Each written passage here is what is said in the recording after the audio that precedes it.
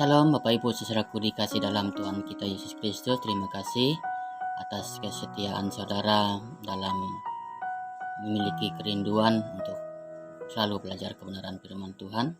Baik, saat ini kita mau datang kepada Tuhan dengan berdoa. Allah Bapa kami yang bertata dalam kerajaan surga, pada saat ini Tuhan kami bersyukur kepadamu buat pertolongan Tuhan yang selalu nyata bagi pribadi kami, dan sehingga saat ini kami boleh memiliki hati yang tetap setia, yang memandang kepada Tuhan. Kami pertaruhkan firman-Mu pada saat ini dalam nama Kristus Yesus kami mengucap syukur, haleluya, amin. Bapak Ibu saudaraku dikasih dalam Tuhan kita Yesus Kristus, silakan buka Alkitab kita. Kita buka dalam Injil Matius pasal 6 ayat 9 sampai yang ke-13 yang berisi tentang doa Bapa kami. Bapa kami yang di surga, dikuduskanlah namamu, datanglah kerajaanmu, jadilah kehendak-Mu di bumi seperti di surga. Berikanlah kami pada hari ini makan kami secukupnya, dan ampuni kami akan kesalahan kami, seperti kami juga mengampuni orang yang bersalah kepada kami. Dan janganlah membawa kami ke dalam pencobaan, tetapi lepaskanlah kami daripada yang jahat. Karena Engkau punya kerajaan dan kuasa dan kemuliaan sampai selama-lamanya. Baik Bapak Ibu saudaraku dikasih dalam Tuhan kita Yesus Kristus. Di sini kita akan belajar dari 5 struktur tentang doa Bapa kami yang sangat jarang sekali diterapkan di dalam kehidupan Kristen. Walaupun kita setiap minggunya seringkali kita mengucapkan bahkan mendengarkan isi dari doa Bapa kami ini, tetapi terkadang kita tidak terlalu teliti dalam memaknai doa yang diajarkan oleh Tuhan Yesus sendiri kepada umat-umatnya, bahkan dari beberapa abad yang lalu ya, dan hingga saat ini masih diterapkan bagi orang-orang yang percaya kepada Kristus. Jadi ada 5 struktur yang akan kita pelajari pada saat ini. Yang pertama di sana berisi pengakuan kepada Tuhan. Coba kita teliti dari ayat ini. Bapa kami yang di surga. Itu berarti kita mengakui Bapa. Menyebut Tuhan itu Bapa. Bapa yang mengatur seluruh kehidupan kita. Bapa yang bertanggung jawab atas hidup kita. Pengakuan.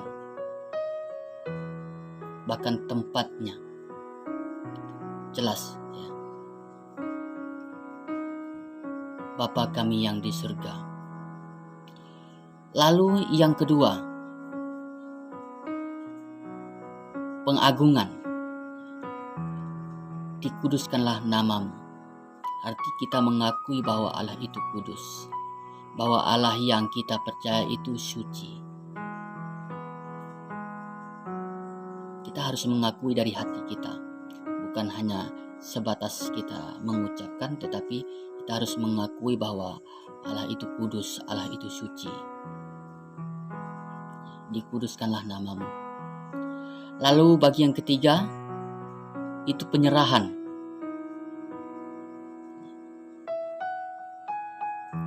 Penyerahan. Jadilah kehendak-Mu di bumi seperti di surga. Itu artinya berisi penyerahan diri kita kepada Tuhan. Jadilah kehendak-Mu. Hidup saya, masa depan saya, jadilah kehendak-Mu. Tetapi ini sangat sulit sekali untuk kita terapkan di dalam setiap kehidupan ini. Terkadang walaupun di bibir kita mengatakan di dalam doa, jadilah kehendak-Mu. Tetapi ketika kita dihadapi dengan persoalan hidup, ketika kita diperhadapkan dengan tantangan-tantangan dunia yang ingin menggeser kita di hadapan Tuhan, salah satunya pekerjaan, kesibukan, tuntutan pribadi kita, belum tentu semuanya itu atas dasar kehendak Tuhan. Dan bisa jadi juga semua yang kita buat, semua yang kita lakukan itu adalah dasar kehendak kita. Ketika kita diperhadapkan dengan persoalan hidup, kesulitan hidup yang selalu menekan kita, mulai kita mengeluh dan menyalahkan Tuhan dari hati kita. Padahal kita sudah mengucapkan bahwa kita menyerahkan hidup kita sepenuhnya kepada Tuhan. Apapun yang terjadi, apapun konsekuensi yang terjadi kepada kita, jadilah kehendak-Mu di bumi seperti di surga.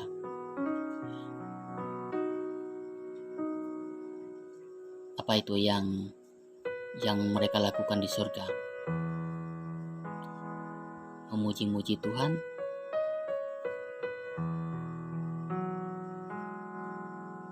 mengagung-agungkan nama Tuhan. Itulah tugas umat-umat yang berada di dalam kerajaan surga. Tidak lagi mengurus kesibukan-kesibukan seperti yang kita buat dalam dunia ini. Lalu selanjutnya, berikanlah kami pada hari ini. Artinya permintaan.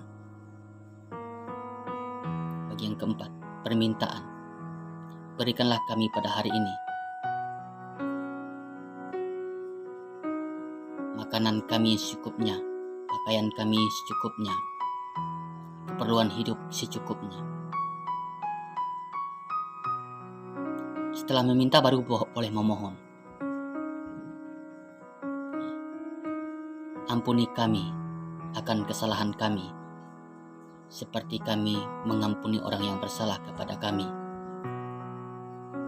Lalu pertanyaannya, mengapa penting 5 struktur ini harus kita terapkan? Yang pertama, kita harus mengakui bahwa Tuhan itu memiliki kuasa di atas segala kuasa. Tuhan yang kita sembah itu Allah yang kudus, Allah yang suci, Allah yang bertanggung jawab kepada kita. Artinya kita tidak menunjukkan kesombongan kita di hadapan Tuhan. Kita menunjukkan rendah hati di hadapan Tuhan. Setelah kita mengagungkan Tuhan, barulah kita menyerahkan diri kita sepenuhnya kepada Tuhan. Biarlah semuanya itu terjadi atas kehendak Tuhan, bukan atas dasar kehendak dari hati kita. Setelah kita menyerahkan hidup kita, baru kita boleh meminta kepada Tuhan. Ini strukturnya. Berikanlah kami pada hari ini. Baru kita selayaknya minta kepada Tuhan. Jangan hanya kita meminta, ingin saat kita memerlukan Tuhan, kita mau datang kepada Tuhan. Ketika kita diperhadapkan dengan kesulitan hidup, kita mulai melupakan Tuhan, mulai lari dari hadapan Tuhan. Jangan, saudara ya. Setelah kita meminta kepada Tuhan, barulah kita memohon kepada Tuhan, memohon balas kasihan Tuhan. Mungkin banyak dosa-dosa yang kita buat, banyak kehilapan yang kita lakukan semasa kita hidup. Kita harus memohon ampun kepada Tuhan, supaya jiwa kita selamat, supaya kita masuk surga. Dan ampunilah kami akan kesalahan kami, seperti kami juga mengampuni orang yang bersalah kepada kami. Nah, Di sini kita perhatikan kalimatnya, ampuni kami akan kesalahan kami, seperti kami juga mengampuni orang yang bersalah kepada kami. Apakah kita sudah menjadi orang yang mengampuni bagi orang-orang yang bersalah kepada kita? Terkadang kebaikan-kebaikan yang kita lakukan, yang kita buat untuk orang-orang yang kita kasihi, terkadang tidak diperhitungkan.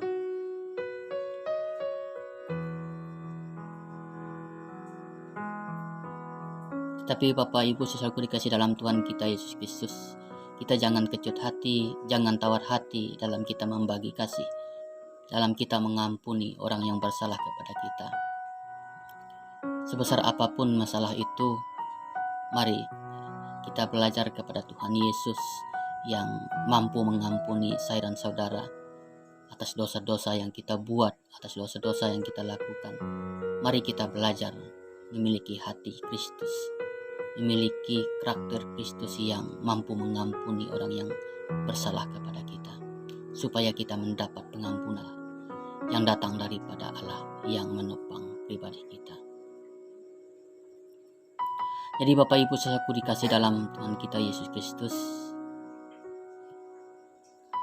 mari kita doakan mereka yang memusuhi kita, doakan mereka yang membenci kita, berkati mereka yang tidak memberkati kita. Walaupun kita sudah melakukan kebaikan, terkadang kebaikan itu tidak dibalas dengan kebaikan.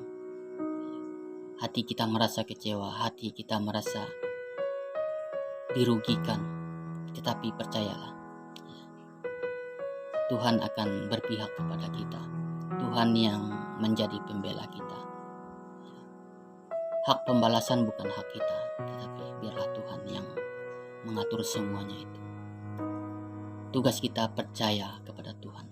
Tugas kita mengampuni orang yang bersalah, seperti Tuhan yang mampu mengampuni kita yang bersalah, supaya hidup kita memenuhi berkat-berkat yang Tuhan tentukan dan janjikan. Ini yang menjadi renungan kita pada hari ini. Kiranya kita boleh diberkati. Kita berdoa.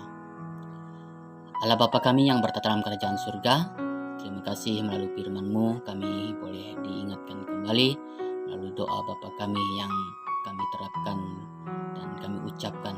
Dan biarlah firman Tuhan ini mengingatkan kami kembali bagaimana kami memahami 5 struktur ini, dalam kami mengampuni, dalam kami memohon, meminta kepada Tuhan, bahkan menyerahkan diri hidup kami kepada Tuhan. Biarlah pertolongan Tuhan selalu menyertai kami, memberi kami kekuatan, memberi kami kemampuan agar hati kami selalu mampu untuk mengampuni orang-orang yang bersalah kepada kami. Terpujilah Engkau yang hidup, Allah yang selalu mengasihi kami. Dalam nama Kristus Yesus kami berdoa dan bersyukur. Haleluya. Amin.